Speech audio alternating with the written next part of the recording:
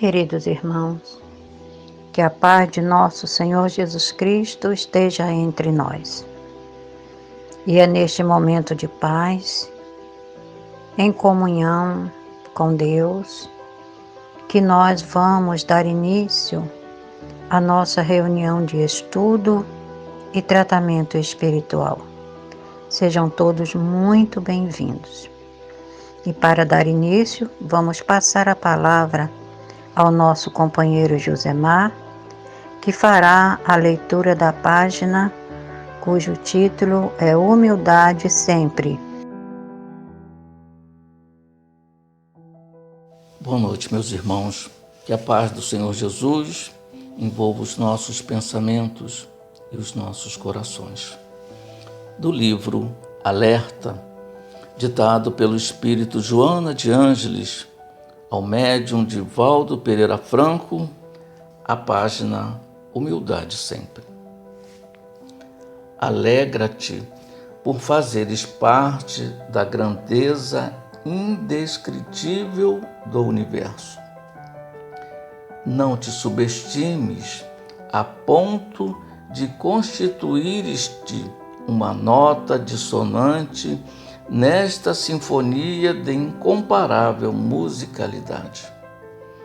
Busca sintonizar-te com a melodia que paira no ar, vibrante, afinando-te com a glória da vida. Engrandece-te nas ações das coisas de menor monta. Apequena-te quando, diante das expressivas realizações que promovem os pruridos da vaidade e desarticulam as peças da simplicidade. No contexto das expressões do universo, tu és importante, traduzindo a glória da criação e evoluindo sem cessar. A humildade exterioriza o valor e a conquista pessoais.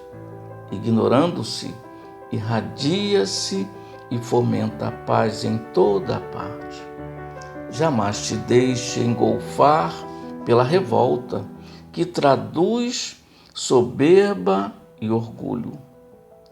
Quando alguém se permite penetrar de humildade, enriquece-se de força renovadora que não se exaure, contempla as estrelas. Mas não descuide dos pedregulhos sobre os teus pés.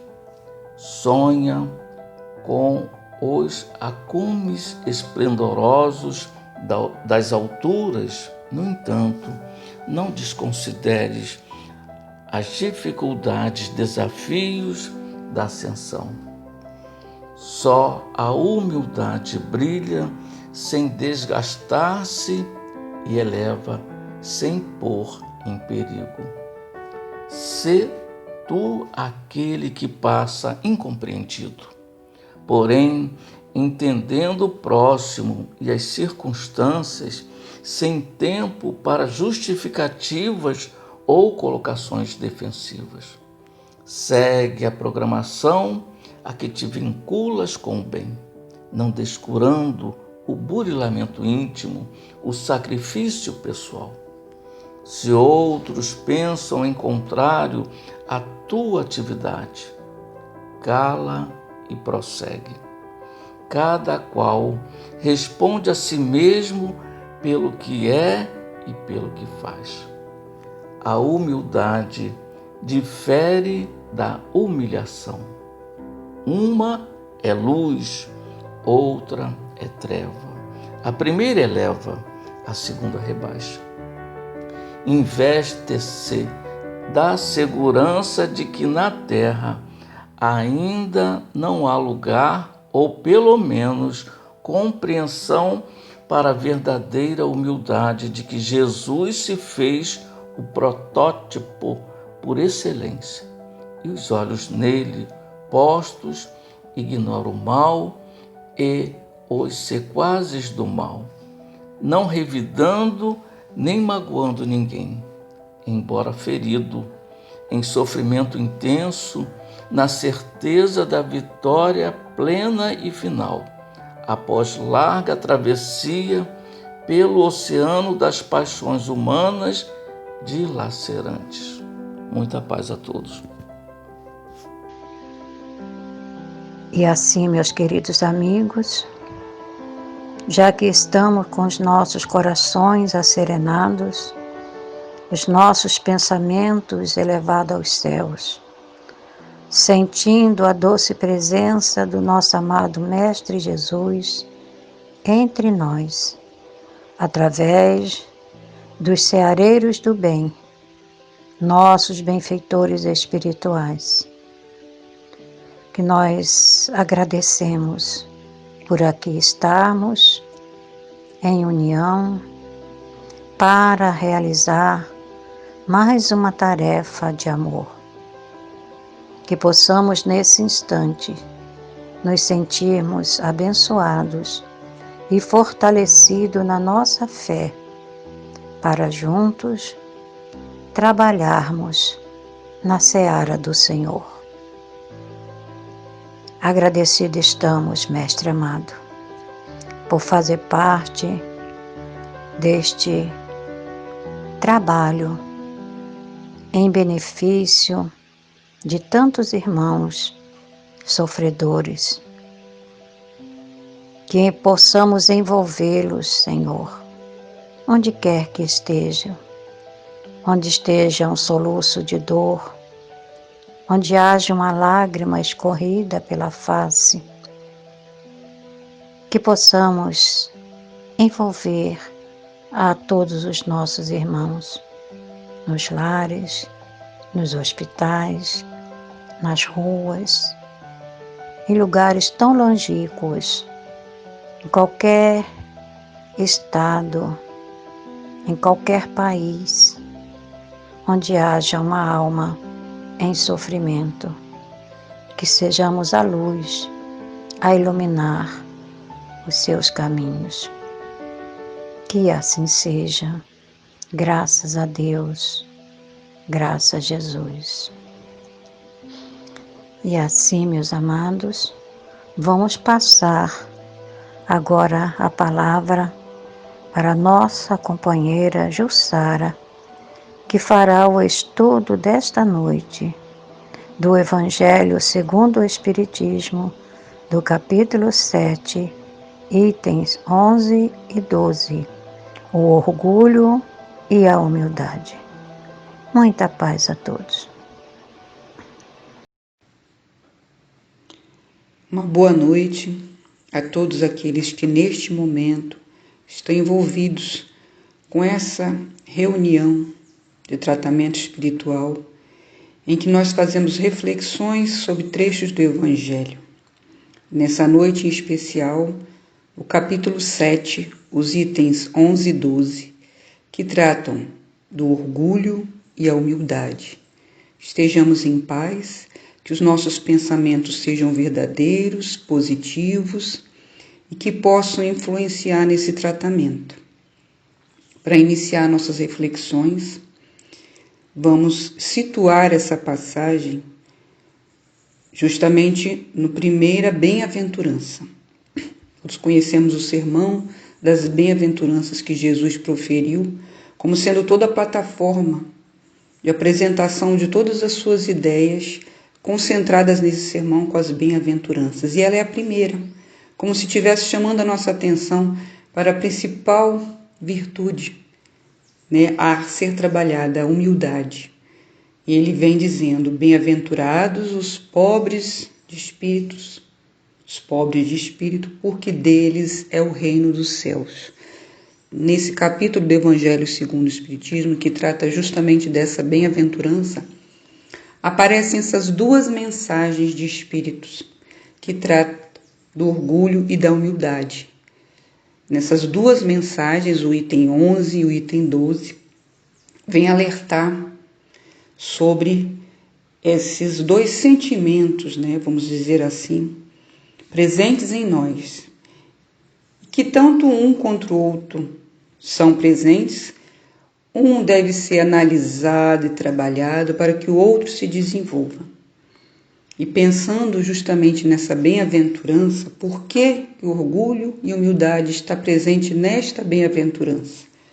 Em que Jesus chama a atenção dos pobres de espírito, e que muitos espíritos, em seus livros, né, e outros autores, vêm chamar ou considerar, né, não só pobres de espírito, mas também humildes de espírito ou pobres em espírito.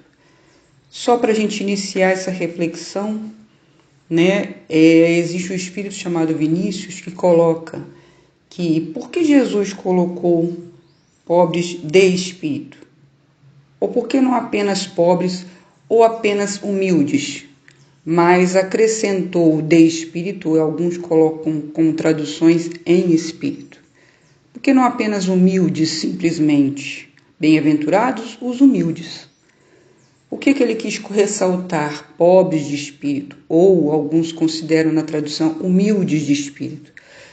E aí ele vem dizer para a gente que pobres, ou aqueles que estão carentes ou necessitando de bens, riquezas, pobres de riquezas, de fortuna, de posição social ou de inteligência, ou carente de corpo, essa carência, essa falta, traduzindo em pobreza, isso já é conhecido, isso é muito visível, mas ele quer destacar o de espírito. E aí como chamasse para a gente aquele que quer se enriquecer-se em espírito, traduzindo aí em sentimento, em coração, aquele que está receptivo à riqueza de Deus, riqueza divina. Então se situa entre os pobres de espírito, aquele que deseja se enriquecer da beleza da riqueza do espírito. E aí esse é possuidor do reino dos céus. Reino dos céus que Jesus tanto destacou como algo íntimo, interno.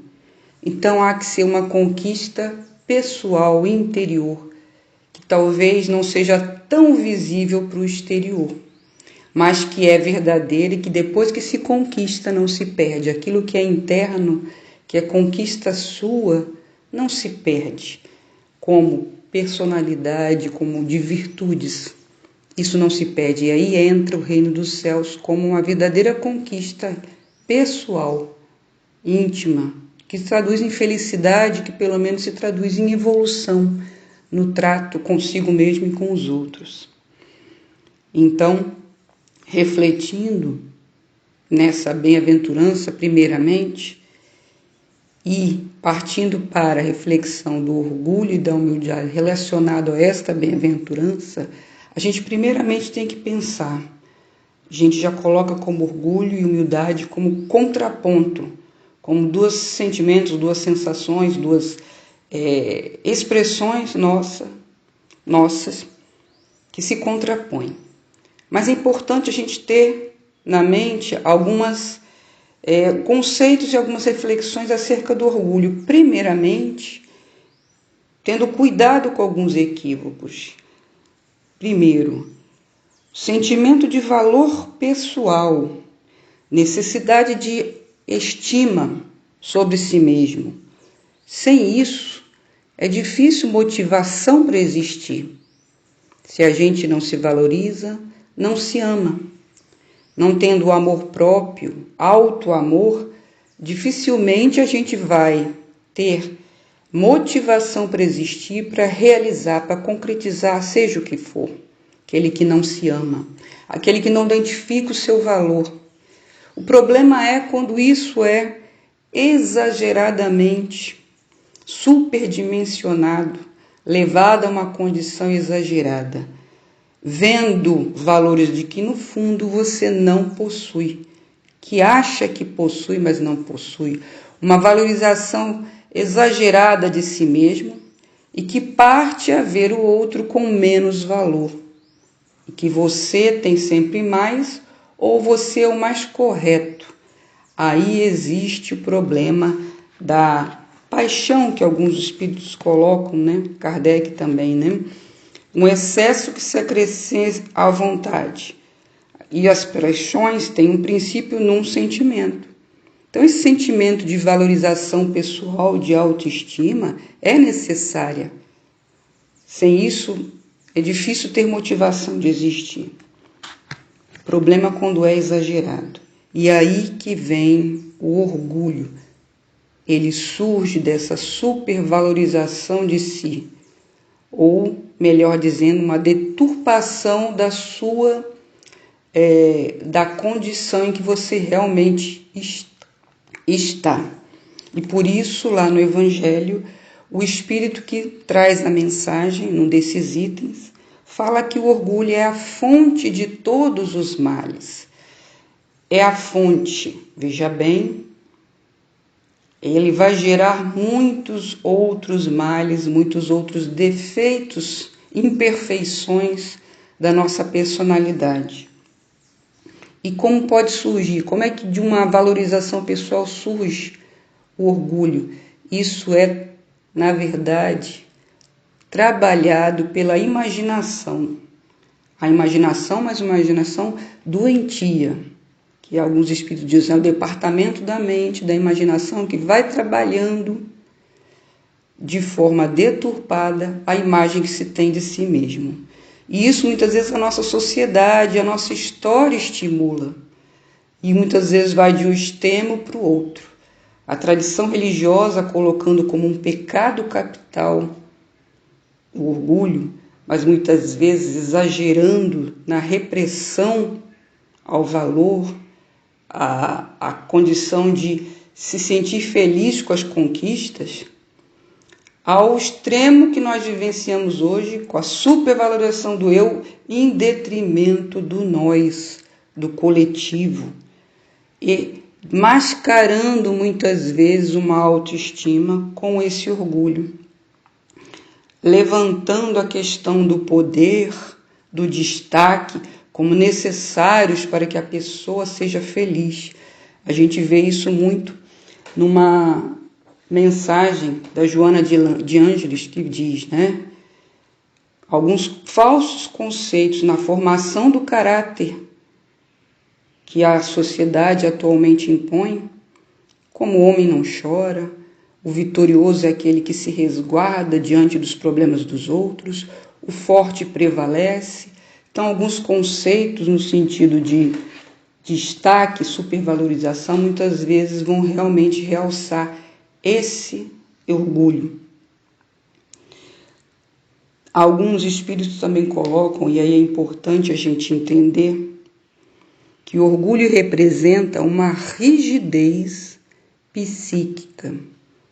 Poxa, o que quer dizer isso? Rigidez psíquica. Falta de flexibilidade. Flexibilidade aonde? Se é psíquica? Nos pensamentos. Na forma de pensar, de se analisar e analisar os outros.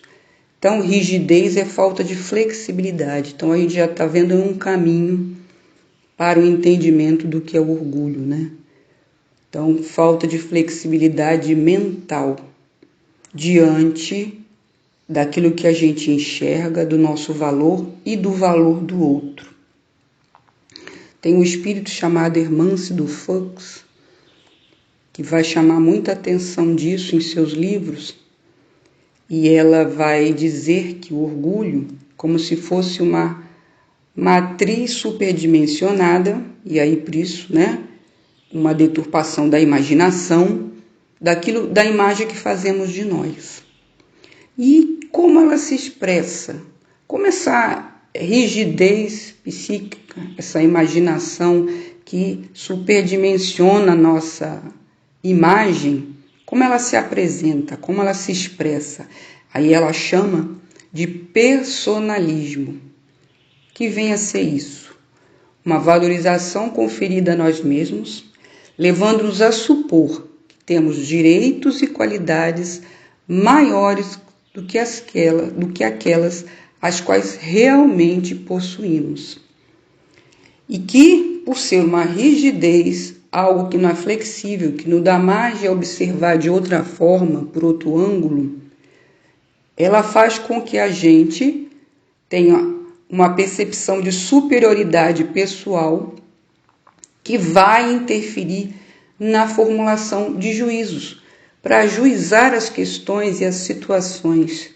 Uma visão equivocada nesse sentido, que vai então nos desconectar da realidade. Então, a rigidez mental do orgulho, sob uma imagem irreal de nós mesmos, nos desconecta com a realidade. E aí vem uma outra questão, vem a dissimulação. Se a gente cria uma realidade que não existe, a gente precisa estar o tempo todo alimentando aquilo, se dissimulando aquilo que de fato a gente é. Ou pelo menos, como diz o outro espírito, ela faz com que a gente se iluda sobre o próprio valor, superestimando o valor, e ao mesmo tempo disfarçando os nossos defeitos. E aí vem a dissimulação. Isso é um preço elevado, você o tempo todo dissimular aquilo que de fato você é. Isso, no fundo, é um preço que se paga e é um preço cansativo de manter as aparências. Isso muitos de nós, todos nós vivenciamos isso em algum momento. Que é difícil, ser humilde no sentido de mostrar quem você de fato é, porque aí você às vezes tem que pedir desculpa pelos erros que cometeu. Você também tem que se comprometer com a mudança, porque se aquilo não é correto, se você apresenta alguma coisa que no fundo não é bom, estando ciente daquilo, tem que se comprometer com a mudança daquilo, e aí vem a responsabilidade pelas consequências dos seus atos. E o Espírito Adolfo, na segunda mensagem do Evangelho, diz um outro dado importante, e aí também todos nós desvalamos muitas vezes nesses equívocos.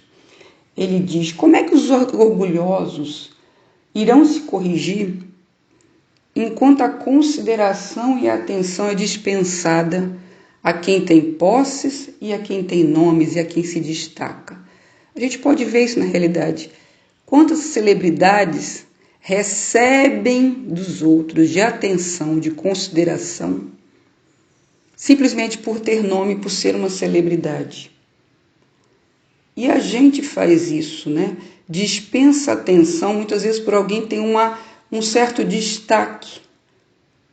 E aí, muitas vezes esse destaque não é tão notório, tão importante quanto um trabalho mais humilde, no sentido de que não é um trabalho que se destaca em termos de grande conhecimento por muitas pessoas, mas é um trabalho simples e importante. Então, nós também alimentamos no outro, à medida que desenvolvemos uma atenção, uma consideração exagerada. A gente precisa, sim, considerar o valor a cada atitude do ser humano, mas não exagerada a quem tem, como a gente diz, algo que no fundo às vezes não é tão importante assim. É só destaque na sociedade, às vezes na mídia. Não é um trabalho de fato de contribuição para a sociedade.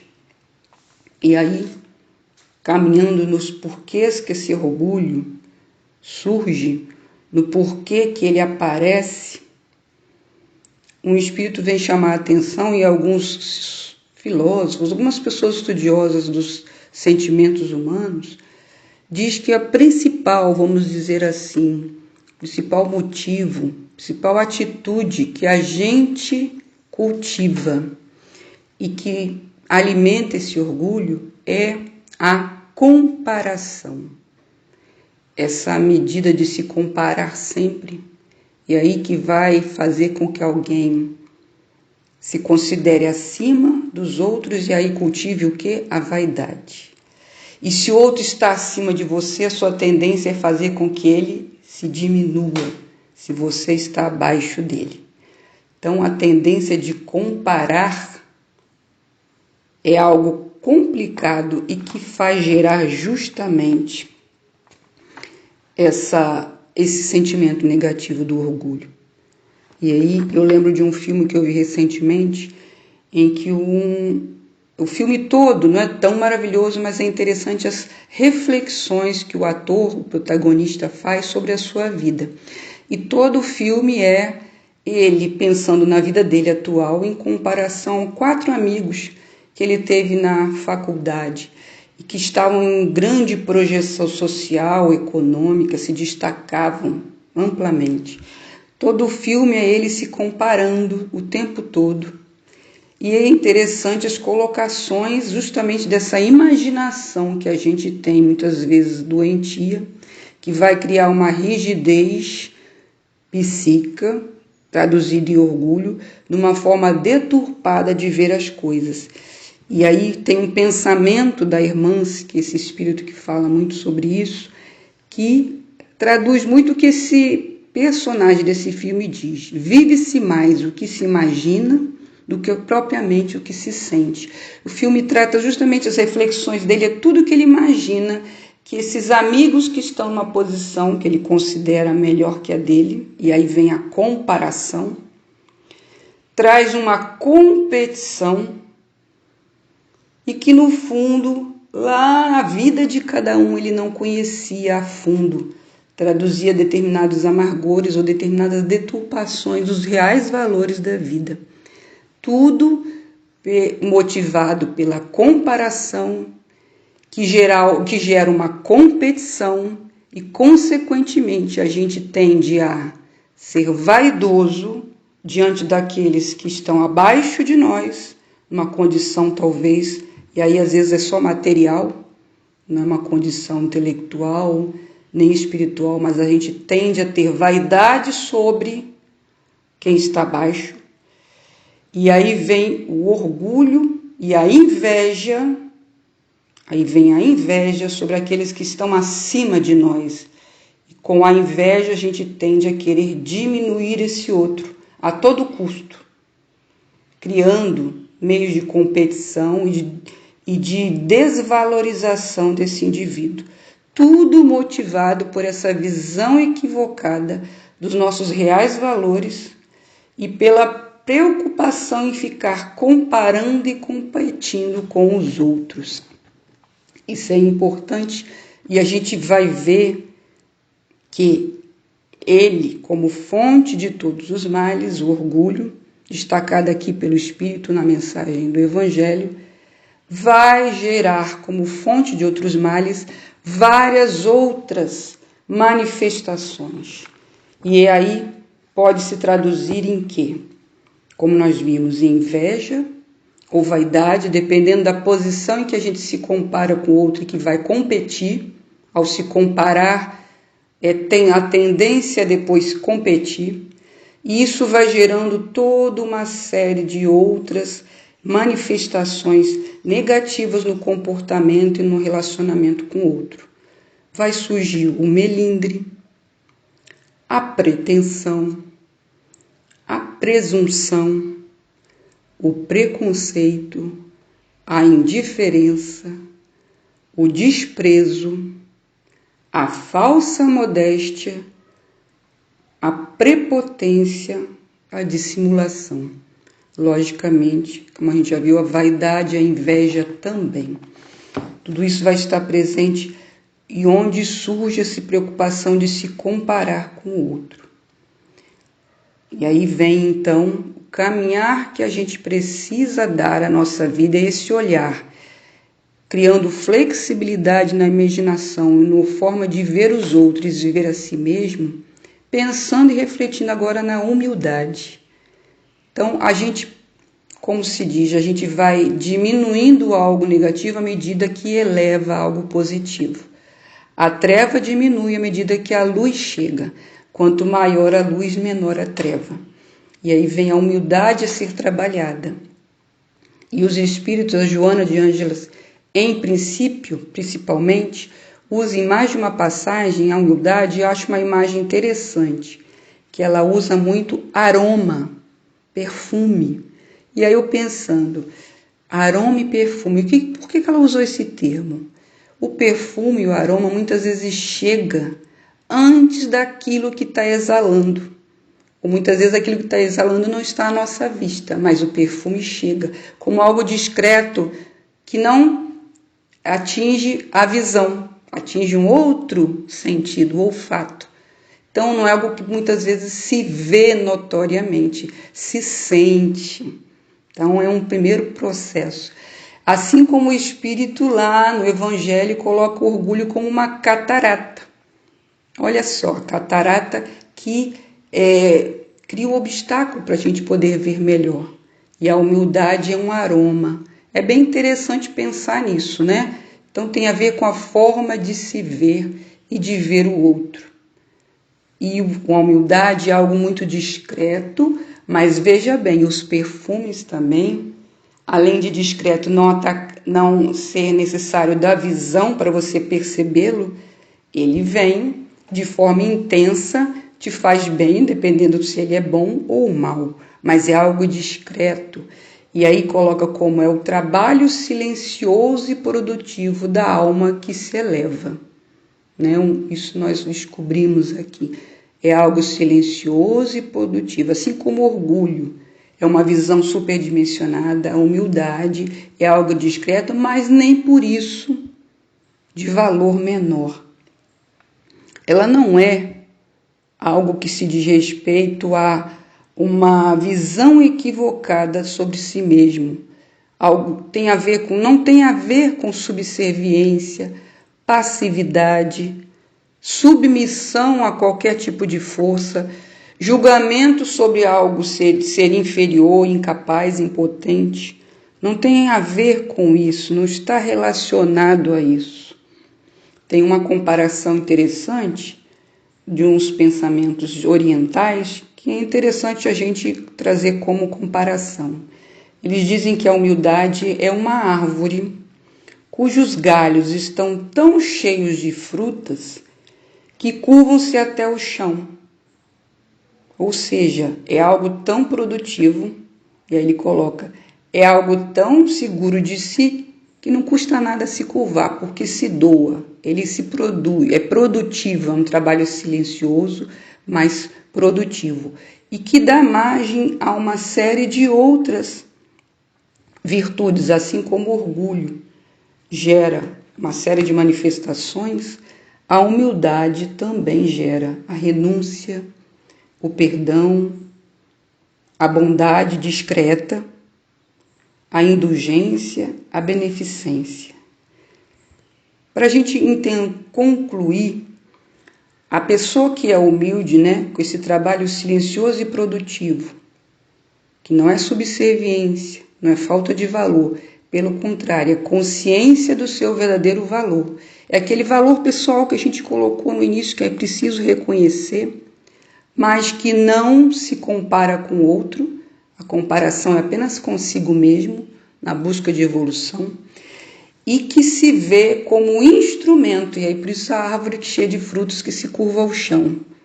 Se vê como indivíduo, como instrumento, então todo o seu valor é posto a serviço de algo produtivo, valoroso e importante. E isso em qualquer dimensão, em qualquer área em que a pessoa esteja atuando, sem necessitar diminuir o outro, nem se invejar quem está acima. É um pensamento que coloca justamente isso. Eu vejo aqui na Joana de Ângeles. Ela diz que a humildade, pela força da sua fraqueza, lembra do perfume, o aroma é uma coisa sutil, né? É uma coisa que se destaca, porém ela é percebida, ela nunca é atingida.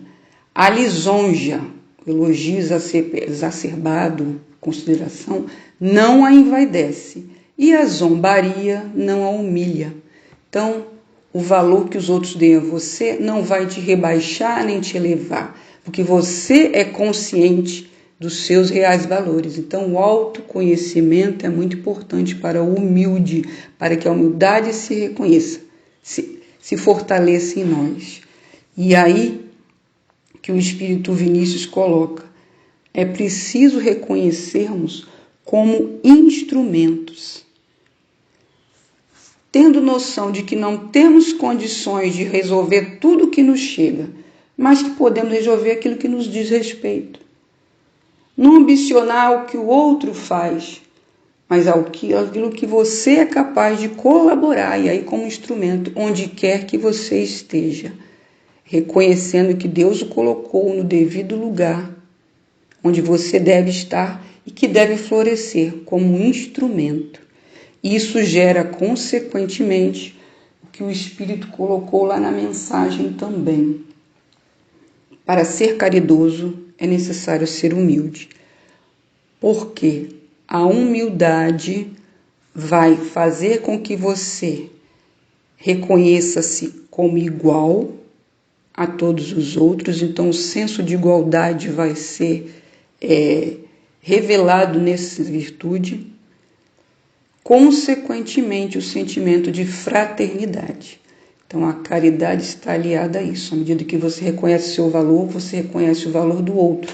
Não se compara, não se diminui, se apequena, nem se julga superior, mas reconhece o seu valor e a importância de você como instrumento, pondo a serviço do que é melhor onde quer que você esteja. Que possamos, então, ter uma noite de paz, de tranquilidade, valorizando o que temos, considerando os instrumentos a serviço da caridade e da fraternidade, reconhecendo a igualdade entre todos nós. Muita paz a todos. Agradecidos somos, Senhor,